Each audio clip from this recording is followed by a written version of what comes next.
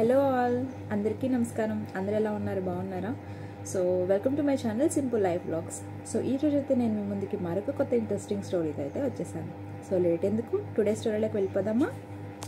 మనం దశావతారంలో మొదటి అవతారమైనటువంటి మత్స్యావతారం గురించి ప్రీవియస్ వీడియోలో చూసాం కదా.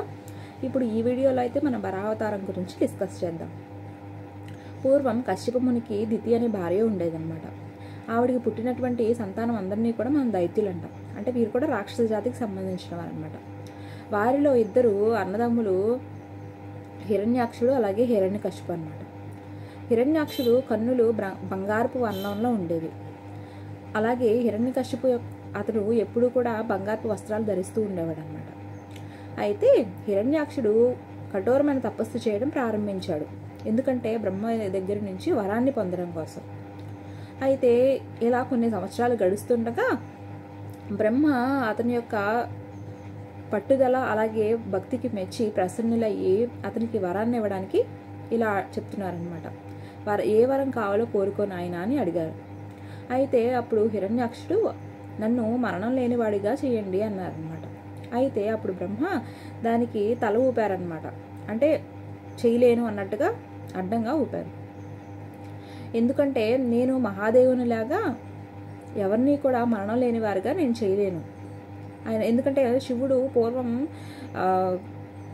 మార్కండేయుడిని మరణం లేని వారుగా చేశారు కదా, చిరంజీవిని చేశారు. అలాగే శుక్రాచార్యుడికేమో మృత సంజీవిని ఇచ్చారు. అతను ఏం చేయంటే చనిపోయిన వాడిని కూడా బతికించగలుగుతాడు అనమాట ఆ మంత్రంతో. సో ఈ విధంగా నేను చేయలేను కాబట్టి నీవు ఏదైనా వేరేది కోరుకో అన్నారనమాట. అప్పుడు హిరణ్యాక్షుడు ఈ భూమి మొత్తానికి కూడా నన్ను పరిపాలకుడిగా చేయండి, నేనే అందరినీ కూడా పరిపాలించాలి, నన్ను రాజుగా చేయండి అని కోరుకున్నాడు అనమాట. అలాగే ఏ మానవుని నుంచి కానీ ఏ జంతువు నుంచి కూడా కానీ నాకు మరణం అనేది సంభవించకూడదు అన్నాడు అనమాట. అయితే అప్పుడు బ్రహ్మ జంతువులు అంటున్నావు కదా, ఏ జంతువులు నుంచి నీకు మరణం రాకూడదు చెప్పు అని అంటే కొన్ని పేర్లను అయితే చెప్పాడనమాట, జంతువు పేర్లు. అలాగే ఏ జంతువు కూడా అంటే అతనికి ఎవరి నుంచి మరణం సంభవించకూడదు అంటే జంతువులు అనేవి భూమి మీద నివసించేవి అయి ఉండొచ్చు, భూమి లోపల నివసించేవి అయి ఉండొచ్చు. అంటే మనకి భూమిలో ఉంటాయి కదా కొన్ని, అవి అలాగే నీటిలో జీవించేవి, అలాగే ఆకాశంలో జీవించేవి. ఈ వేటి వల్ల కూడా నాకు మరణం అనేది సంభవించకూడదు అన్నారనమాట. అయితే బ్రహ్మదానికి తదాస్తు అంటారు. అయితే ఈ విషయం అంతా తెలుసుకున్నటువంటి దేవతలు అందరూ కూడా ఒక్కసారిగా కోపంతో నిండిపోతారనమాట. బ్రహ్మ దగ్గరికి వచ్చి మీరు చేస్తున్నది ఏంటి? ఒక రాక్షసుడిని మీరు భూమిని పరిపాలించడానికి రాజుని చేశారా? అయితే ఇప్పుడు అతను భూమిని ఏదైనా చేయొచ్చు. సో దానివల్ల వచ్చేటువంటి నష్టం అనేది చాలా ఎక్కువగా ఉంటుంది అని చెప్పేసి దేవతలందరూ బ్రహ్మతో ఇలా అన్నారన్నమాట. అయితే అప్పుడు బ్రహ్మ దేవతలతో ఏమంటున్నారంటే, మీరు కేవలం దీనిని మీ వైపు నుంచిగానే ఆలోచిస్తున్నారు, ఒకసారి నా వైపు నుంచి కూడా ఒకసారి ఆలోచించండి. ఇక్కడ హిరణ్యాక్షుడు ఏదైతే తపస్సు చేశాడో అది మామూలు కాదు, కొన్ని సంవత్సరాల పాటు ఎంతో కఠోరంగా చేశాడు. అలాంటప్పుడు దానికి ప్రతిఫలం అనేది ఖచ్చితంగా ఉండాలి కదా. ఇది ప్రకృతి యొక్క ధర్మం అన్నమాట. ఎవరైతే భక్తితో ధ్యానిస్తారో దేవుణ్ణి, ఖచ్చితంగా దేవుడు వారికి ఏదో ఒక బెనిఫిట్ అయితే చేస్తాడు.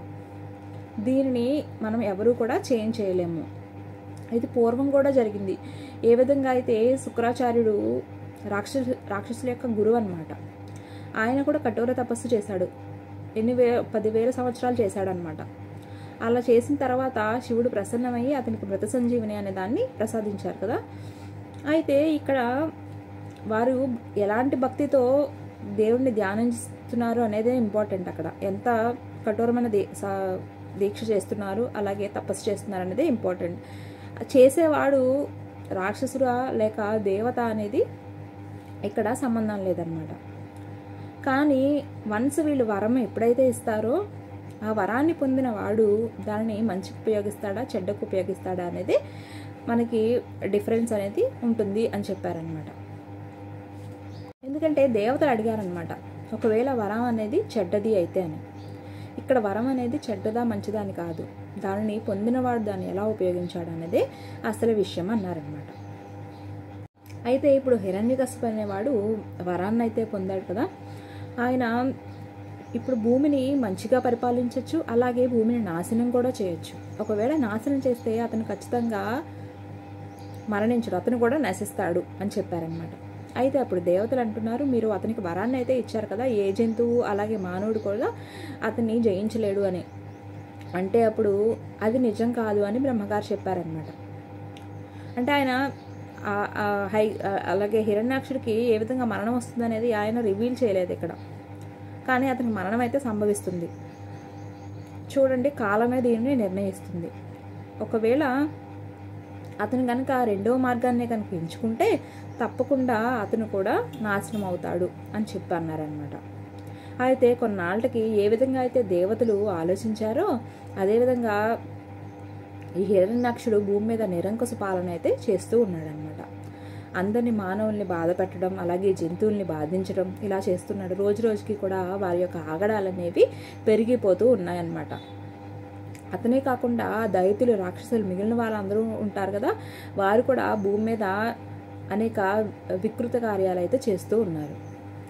అయితే ఎవరు కూడా ఊహించలేనట్టుగా ఈ హిరణ్యాక్షుడు ఏం చేశాడంటే భూమిని మొత్తాన్ని కూడా తీసుకుని వెళ్ళి, మనం ఏదైతే క్షీరసాగరం అంటాం కదా, ఎక్కడైతే శ్రీ మహావిష్ణువు నివసిస్తారో అక్కడ ఆ సముద్రంలో అడుగు భాగానికి తీసుకుని వెళ్ళిపోయారనమాట. భూమిని అక్కడ తీసుకువెళ్ళి అక్కడ ఉంచారు భూమిని. అయితే ఇదంతా చూస్తున్నటువంటి దేవతలు ఆహాకారాలు చేస్తూ బ్రహ్మ దగ్గరికి వెళ్ళారనమాట. చూడండి, మీరు వరాన్ని అయితే ప్రసాదించారు హిరణ్యాక్షుడికి, ఇప్పుడు చూడండి భూమినే తీసుకువెళ్ళి లోపల పెట్టేశాడు. ఇదంతా కూడా భూమి నాశనం కోసమే జరుగుతుంది అని చెప్పన్నారనమాట.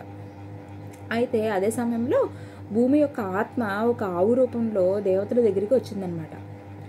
అయితే అది కూడా ఎంతో బాధపడుతుందని, ఎలాగైనా రక్షించండి. దాని యొక్క కన్నులు కూడా ఎలా అయిపోయాయంటే, సముద్రపు నీరు ఉంటే మన కళ్ళు కొంత సమయానికి ఎర్రగా అయిపోతాయి కదా, అదేవిధంగా ఆ ఆవు కళ్ళు కూడా అలా అయిపోయాయి అన్నమాట. ఎంతో దుఃఖాన్ని, బాధని కూడా వ్యక్తపరుస్తూ ఉందన్నమాట ఆవు. నన్ను రక్షించండి అని చెప్పేసి బ్రహ్మకి అలాగే దేవతలందరికీ కూడా ప్రార్థిస్తూ ఉంది. అయితే దేవతలందరూ కూడా బ్రహ్మని ఈ విధంగా అంటున్నారు, మీరు ఒకప్పుడు అన్నారు కదా హిరణ్యాక్షుడు అంత పవర్ఫుల్ ఏం కాదు అని చెప్పి అన్నారు. మీరు ఎలాగైనా అతనికి మరణం సంభవిస్తుంది అన్నారు. అది ఎలా జరుగుతుంది ఒకసారి మాకు చెప్పండి అన్నారనమాట. అప్పుడు బ్రహ్మ హిరణ్యాక్షుడు జంతువుల పేర్లు అన్నీ చెప్పినప్పుడు అతను ఒక జంతువు పేరును అయితే వదిలిపెట్టాడు. ఎందుకంటే నా సృష్టిలో ఉన్నటువంటి జంతు రకాలు అనేవి ఎన్నో ఉన్నాయి. అప్పుడు మనం హిరణ్యాక్షుడు చెప్పినటువంటి లిస్ట్లో ఒక జంతువు అయితే మిస్ అయిందనమాట. అదేంటంటే వరాహం, వైల్డ్ బోర్ అంటాం అనమాట. సో ఇప్పుడు అతనికి మరణం అనేది ఆ జంతువు ద్వారానే సంభవిస్తుంది.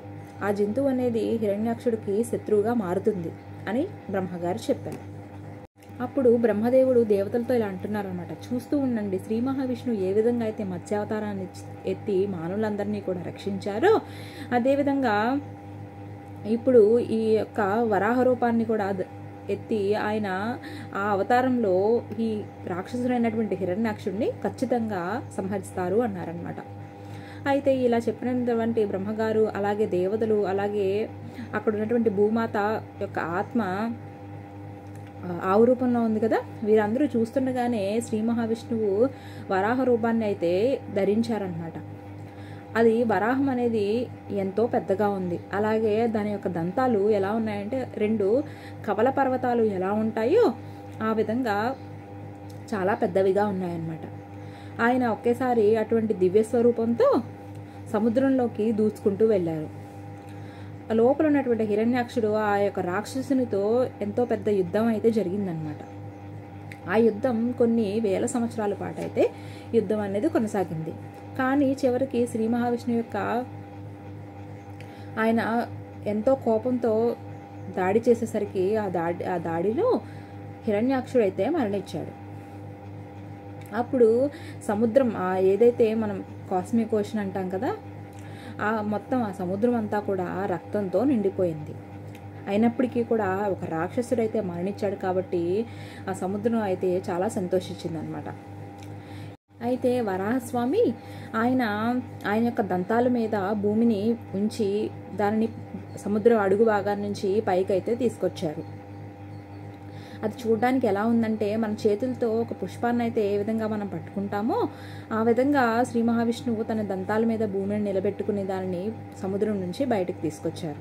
ఆ విధంగా ఆయన భూమాతనైతే రక్షించారు. ఇదంతా చూస్తున్నటువంటి దేవతలందరూ కూడా చాలా సంబరాలైతే చేసుకున్నారు. అలాగే బ్రహ్మదేవుడు కూడా చాలా సంతోషించారనమాట. కానీ శ్రీ మహావిష్ణువు మాత్రం వీరితో ఎటువంటి సంబరాల్లో పాల్గొనలేదు. అలాగే ఆయన అంత ఆనందించడం లేదు కూడా. ఎందుకంటే ఇది ఇక్కడితో ఆగలేదన్నమాట. తర్వాత హిరణ్యాక్షుడు సోదరుడైనటువంటి హిరణ్యకశ్యపుడు ఉన్నాడు కదా, అతను జీవించే ఉన్నాడు. సో అతని వల్ల మేబీ ఫ్యూచర్లో ఇంకొక ముప్పు రావచ్చు. దానివల్ల శ్రీ మహావిష్ణువు పూర్తిగా సంతోషించలేదు. సో ఇక్కడ వరాహ అవతారం అయితే ఎందుకు ధరించాల్సి వచ్చిందంటే భూమిని కాపాడడం కోసం, రాక్షసుల నుంచి భూమిని రక్షించడం కోసం ఆ శ్రీ మహావిష్ణువు మళ్ళీ వరాహ అవతారాన్ని అయితే ఎత్తవలసి వచ్చింది. సో ఈ స్టోరీ అయితే ఇక్కడితో కంప్లీట్ అవుతుంది. సో ఇప్పటివరకు కనుక నేను పెట్టిన వీడియోస్ మీకు ఇంట్రెస్టింగ్గా అనిపిస్తే తప్పకుండా వీడియోని లైక్ చేయండి. అలాగే ఛానల్ని సబ్స్క్రైబ్ చేసుకోండి. Thank you.